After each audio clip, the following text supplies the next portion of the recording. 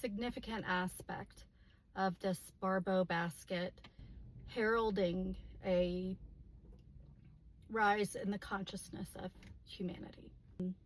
We are multidimensional beings. There are multiple timelines running. All these timelines are going to pass through this gateway and wind up at the outcome light winds or new earth, whatever terminology that you're using. But some timelines are more arduous than others, and which of those timelines that you wind up writing depends on your level of consciousness. So there's nothing to worry about, there's nothing to fear, there's nothing that you need to do other than focusing on your own alignment and being aligned toward the light, towards your highest possible outcome, and not aligned with a fear-based timeline. So just continue with conscious awareness how you've been doing. But the aspect that I want to talk about has to do with Isis, Osiris, and Horus. If you don't know, the Barbault basket is just a very rare astrological alignment where the planets are lining up at 4 degrees, and this is a very auspicious and rare alignment that has to do with heralding a rise of consciousness, a new age of renaissance of thought and technology, all good stuff. But it happens to be that during this Barbault basket, we've got 3 asteroids transiting. Those asteroids are Isis, Osiris, and Horus. They are having a very rare family reunion within the Barbault basket at this time. And gee, what are the odds? I'd say pretty slim. So Isis and Osiris are meeting up in Leo. Horus is coming along on the south node, lining up with the star of Regulus. Okay, so what does that mean? First of all, I think you need to understand what the story of Isis and Osiris is.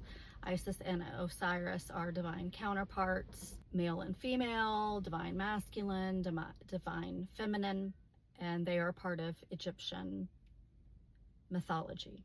So Isis and Osiris ruled their kingdom righteously. They brought new knowledge and new technologies to their kingdom.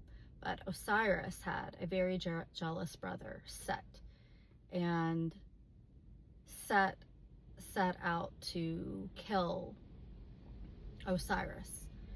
And it took a couple of attempts, but long story short, Set winds up chopping Osiris into all these pieces and scattering them over Egypt. And Isis set out to put all of the pieces of Humpty Dumpty back together again and resurrect him, which she did. She found all of his penis except for his unit, which she had to fashion one using her powers and magic. And she was able to resurrect him long enough to conceive the child Horus, but she did not have enough power, or it wasn't meant to be that Osiris stayed in the same world. She did. Osiris wound up being king of the underworld, or the afterlife. And then she raised Horus in secret because Set took over Osiris's kingdom.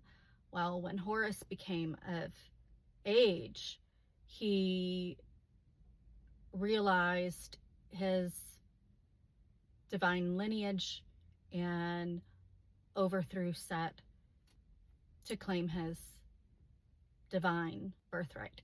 So a lot of people are saying a lot of different things about this Barbault basket transit, and a lot of them have to do with a divine child being born, or people stepping up on the scene that are very important, very charismatic, that have new knowledge to share.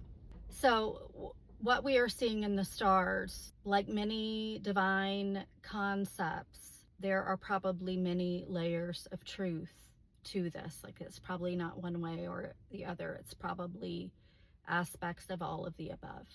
But I think in this case, the divine child represents humanity, realizing that they are direct emissaries of source.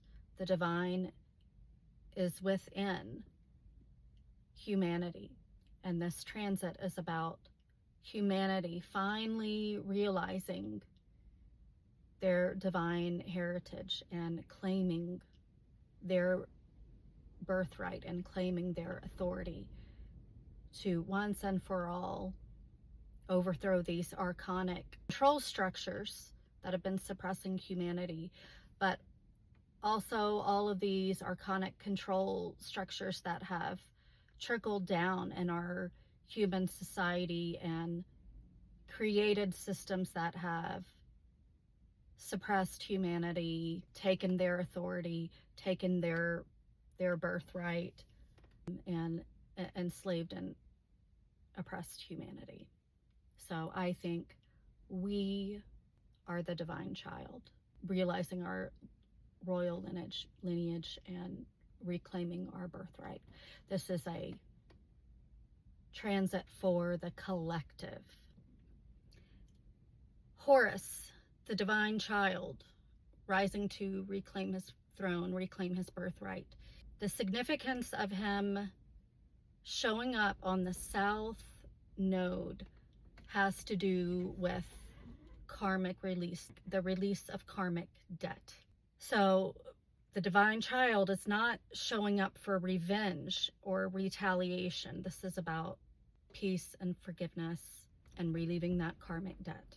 So I think that means for humanity, we need to be careful about going forth with a sense of wanting revenge or retaliation on whoever, because we've been there, done that. We've got to take the higher road. We've got to take the road towards peace and forgiveness and love and moving beyond the past, not getting stuck in a cycle of war, fighting, revenge, and retaliation. So that is the significance of Horus being on that south node. So another aspect of that might be, a lot of people are saying, wow, it's really auspicious if you're having a child during this time. It's going to be a really special child. That could certainly be true too, where we're moving into the new Earth timeline. So I think some very special children are going to be born into this world that we are building. Some people are saying that it may not necessarily be a child. It could be adults who become leaders of New Earth and who have revelations of new technology or new information. And these people really step on the stage to become superstars, and not superstars in the Hollywood celebrity kind of sense, but human superstars. That could certainly be another layer of truth to this divine child concept. And so here I'm going to get pretty dark, pretty dark. And before I get dark on you, I want you to remember that there are many timelines. You don't have to take the dark timeline unless your belief system prescribes it. And ultimately you are where you need to be. You're going to ride the timeline that you need to be on. And if you're seeing this and you understand the concepts that I'm talking about, you're on the highest timeline. You're on the highest possible timeline. But the fact is, there are many people practicing black magic. There are people trying to open portals and summon in entities.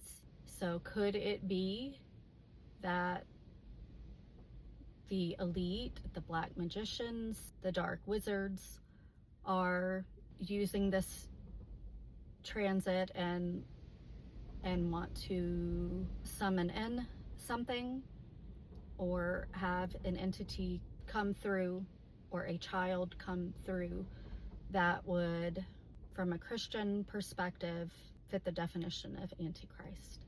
And that could certainly be another layer of truth to this too. We could have, on those lower timelines, in those dimensional realities, what could be happening is someone stepping on the scene, very charismatic, very charming. We all know the characteristics of the Antichrist that are described.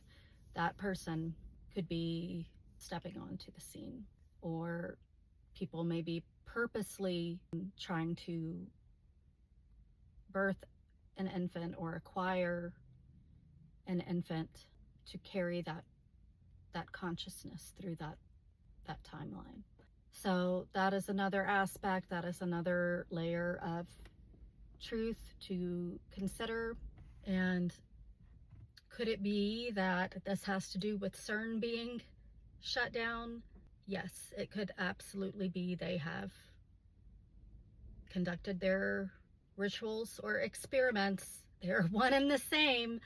And they have done that work, and now they're shutting down CERN to let those entities or energies through, or whatever the heck they do over there. But do I think this has to do with CERN shutting down at this time? Yes, absolutely, I do. Remember, in the end, all promises, old and new, are kept, and all belief systems are honored. There are many timelines that pass through this gateway, and for the 100th millionth time, some timelines contain a lot of tribulation, some timelines do not. This is a mind game. You can rapture yourself or be raptured off of those lower timelines by evolving in your consciousness and riding the Sophia timeline to New Earth. So if you're seeing this, that's high likelihood that you are on that timeline, but it'll be interesting to see how things unfold. There's nothing to fear, and just keep on keeping on, keep on doing what you're doing, and we shall see how this plays out.